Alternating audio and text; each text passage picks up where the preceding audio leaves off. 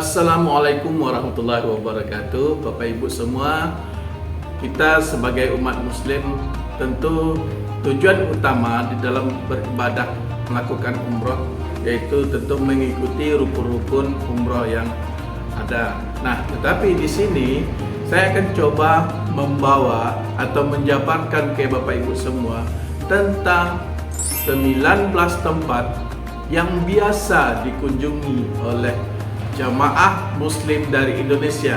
Nah, kemana saja dan apa saja itu? Ya, mari kita coba jelaskan satu persatu dan mendeskripsikan kemana saja 19 tujuan itu. Ya, nah, yang pertama, Masjidil Haram atau di kota Mekkah. Nah, Masjidil Haram ini tentu menjadi prioritas utama bagi kita semua untuk melakukan ibadah umroh. Nah, di sini dalam melakukan ibadah tentu ada tawaf, ya, dan ada sa'i, oke, dan ada juga melakukan sholat di Masjidil Haram dan beserta melakukan itikaf pada malam harinya juga. Nah, Bapak Ibu, di sini kita mengetahui bahwasanya di Masjidil Haram itu ada Ka'bah. Nah, Ka'bah adalah simbolis yang utama bagi kita semua dalam melakukan ibadah ritual-ritual ini, Bapak Ibu. Oke, kita coba deskripsikan juga Bapak Ibu bahwasanya di Masjidil Haram itu ada 4 lantai.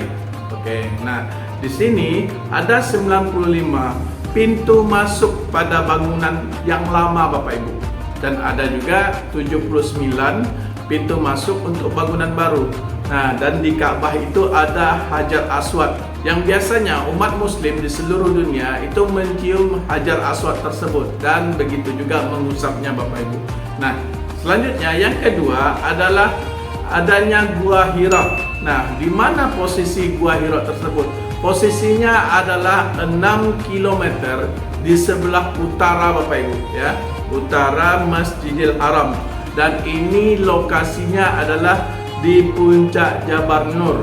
Nah, di sini adalah gua di mana Nabi Muhammad SAW mendapatkan wahyu yang pertamanya. Oke. Nah, yang ketiga kita lihat yaitu tempat kelahiran Nabi Muhammad. Di sini adalah rumah Nabi Muhammad dan sekarang saat ini itu rumah tersebut sudah menjadi pustakaan dan itu posisinya di sebelah timur Masjidil Haram. Oke, berarti di sekitar Masjidil Haram ya Bapak Ibu ya. Nah, yang keempat kita lihat adanya Masjid Hudaybiyah. Nah, Masjid Hudaybiyah ini posisinya cukup jauh dari Masjidil Haram, yaitu berjarak 25 km Bapak Ibu. Dan Hudaybiyah ini adalah sebuah momen yang sangat terkenal juga karena di sana pernah diadakan perjanjian Hudaybiyah, Bapak Ibu, yaitu perjanjian perdamaian antara pihak Muslim dengan kaum kafir Quraisy. Nah, di sana diadakan perjanjian perdamaian tersebut. Oke. Nah, yang kelima Bapak Ibu adanya mata air Zam-Zam. Nah, mata air Zam-Zam ini dulu adalah sebuah sumur biasa, tapi sekarang sudah direnovasi dan itu bisa dialirkan ke kran-kran ya di sekitar Masjidil Haram, Bapak Ibu, dan itu bisa langsung diminum oleh kaum muslimin baik yang melakukan umroh, haji atau barangkali yang melakukan sholat di Masjidil Haram tersebut. Selanjutnya yang keenam adalah kita bisa mengetahui bahwasannya ada sebuah tempat bernama Jabal Rahmah. Nah, Jabal Rahmah ini ada sebuah momentum yang sangat spesial sekali Bapak Ibu karena di mana Nabi Adam ya alaihissalam yaitu beliau bertemu dengan sang kekasihnya yaitu Siti Hawa, Bapak Ibu. Mereka berpisah selama 200 tahun dan di Jabal Rahmah inilah mereka dipertemukan kembali setelah perpisahan yang sangat lama, dan itu dikarenakan telah memakan buah khuldi yang itu tentu sangat dilarang oleh Allah Subhanahu wa taala. Oke. Dan yang ketujuh kita lihat bahwasanya di sini ada Gunung Sur, atau Jabal Sur. Nah, posisi Jabal Sur tersebut terletak di 4 km, yaitu dari kota Mekah bagian selatan. Dan itu bagian selatannya Masjidil Haram Bapak Ibu maksudnya. Dan itu untuk mendaki gunung yang tinggi tersebut itu membutuhkan waktu yang cukup lama, yaitu sekitar kurang lebih 2 jam. Dan itu ada gua, yaitu tempat persembunyian Nabi Muhammad SAW bersama sahabat, yaitu Abu Bakar Siddiq.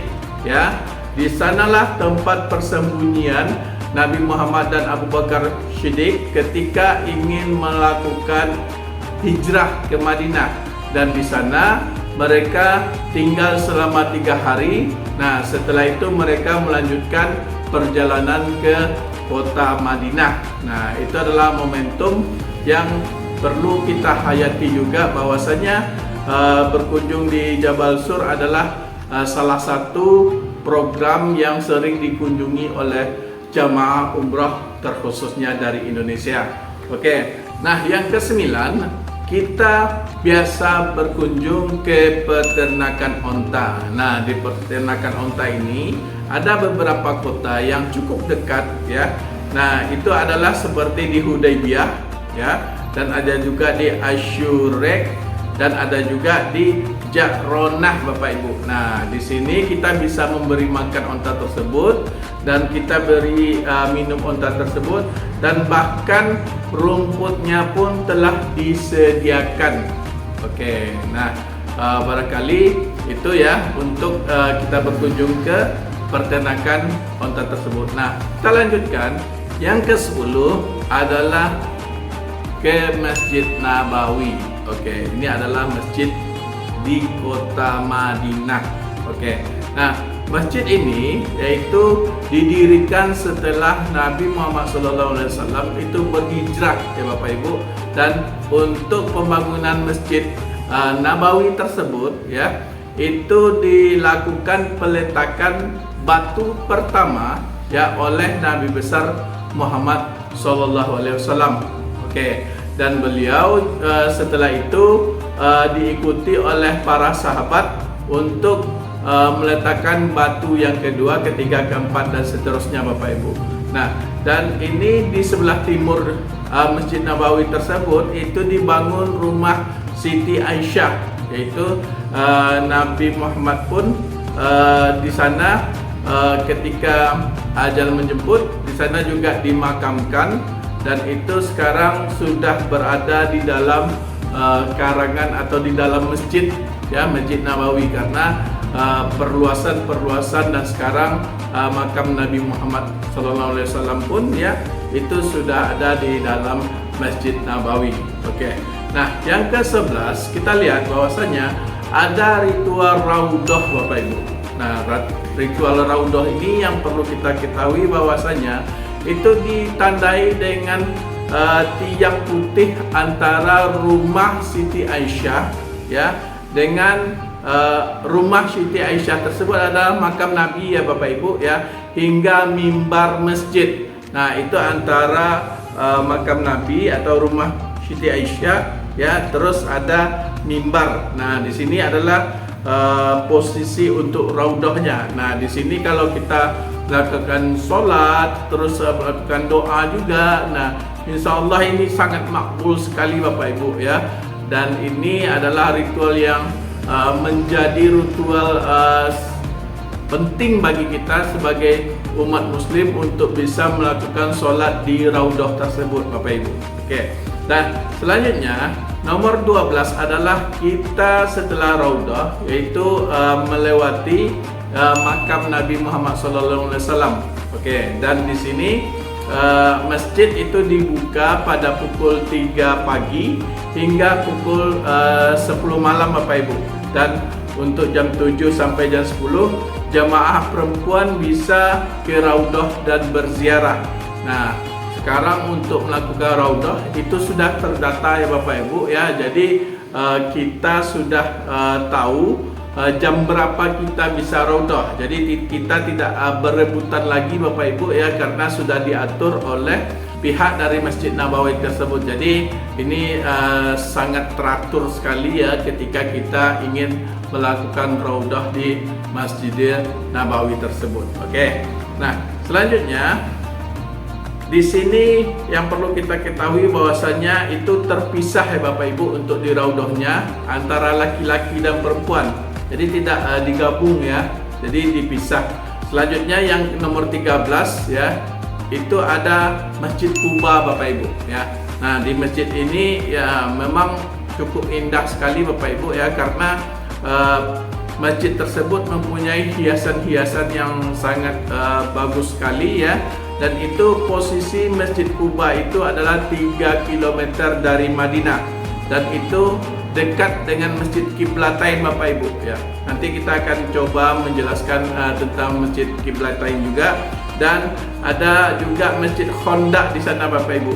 Nah, Masjid Quba ini adalah masjid pertama yang didirikan oleh Nabi besar Muhammad SAW ya, dan itu di sekitar Masjid Quba tersebut ya, itu banyak itu orang-orang yang menjualkan seperti cenderamata atau barangkali seperti peci atau sejadah di luar Masjid Quba tersebut. Nah, itu bisa juga menjadi cenderamata yang bisa Bapak Ibu bawa ke Indonesia. Nah, bahkan disebutkan juga bahwasanya ketika sholat di Masjid Quba itu sama seperti pahala pergi umrah Bapak Ibu. Jadi memang Masjid Quba ini adalah salah satu kunjungan kita, dan moga-moga di dalam melakukan sholat di Masjid Quba mendapatkan umrah yang berkah di sini Bapak Ibu, karena kita juga mengikuti ritual-ritual sunnah yang dibawa oleh pihak tour travel juga. Nah, nomor 14 yaitu kita melihat adanya Jabal Uhud. Nah, Jabal Uhud ini adalah bukit terbesar Bapak Ibu, yaitu di kota Madinah. Oke, dan itu posisinya 5 km dari Madinah. Nah, di sana terjadi perang yang sangat dahsyat sekali Bapak Ibu ya, di Jabal Uhud tersebut ya. Dan itu ada 700 muslim melawan kaum musyrik sebanyak 3.000 orang.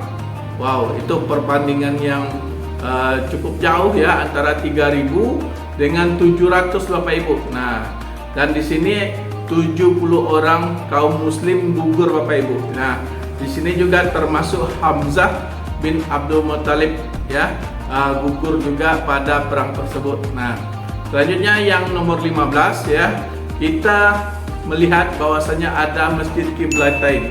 Nah, Masjid Qiblatain ini dikenal juga dengan nama Masjid Bani Salamah.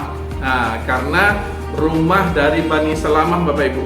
Nah, sebelum ada wahyu, sholat di masjid ini itu menghadap ke Baitul Maqdis ya, Palestina Bapak Ibu. Nah, di tahun kedua Hijriah ya, turun wahyu bahwasanya untuk menghadap kiblat tersebut yaitu sudah ke Ka'bah Bapak Ibu. Jadi makanya diberi nama dengan Masjid Qiblatain, karena adanya mengarah pada Palestina, dan satu lagi ke kota Mekah Bapak Ibu. Oke. Nah, selanjutnya kita lihat nomor 16 yaitu adanya kunjungan ke makam Baqi Bapak Ibu.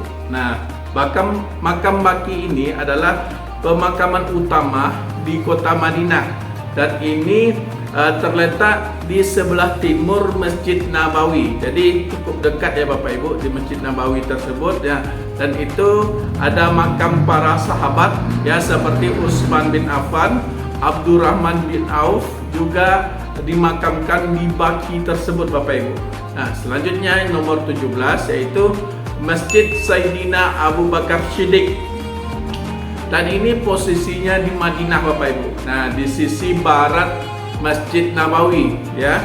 Nah, dulu adalah tempat tinggal Abu Bakar Shiddiq, dan ini didesain sangat klasik Bapak Ibu ya, seperti tentang lukisan atau ukiran atau ornamen yang mengarah pada klasik zaman dahulu Bapak Ibu ya. Nah, nomor 18 kita lihat adalah Masjid Bir Ali. Oke, atau biasa kita bilang dengan tempat mikotnya ya. Dan ini adalah posisinya 11 km Bapak Ibu dari kota Madinah tersebut ya. Dan di sini kita lihat bahwasanya Nabi Muhammad SAW dulu mikot dan berihram di Bir Ali ini. Nah, sebelum melakukan umrah. Nah, di sini Masjid Bir Ali ini ya, tempat kita mikot itu cukup besar Bapak Ibu, dan ini ada 512 toilet. Dan setelah bersuci melaksanakan wudhu di sana, maka lanjut melakukan sholat sunnah ihram Bapak Ibu. Dan masjidnya sangat luas sekali dan indah interiornya Bapak Ibu, dan di dindingnya juga dijelaskan banyak ukiran atau ornamen yang mempunyai makna-makna Bapak Ibu. Kita bisa melihat nanti ya ketika kita melakukan umroh dan melakukan mikot di Masjid Bir Ali tersebut. Oke. Nah, yang ke-19 yaitu kebun korma Bapak Ibu. Nah, di kebun korma ini biasanya saat kita berada di Madinah. Oke. Dan di Madinah dikenal juga sebagai pusat korma terbesar di dunia. Bahkan keunggulan di sini kurma itu mempunyai keunggulan sangat bagus Bapak Ibu. Nah, itu barangkali Bapak Ibu ya, ada 19 tempat-tempat yang bisa dikunjungi oleh kaum muslimin ketika melakukan umroh. Oke, demikian untuk video kali ini. Yang benarnya dari Allah, yang salahnya dari saya sendiri. Akhir kata dari saya, Assalamualaikum warahmatullahi wabarakatuh.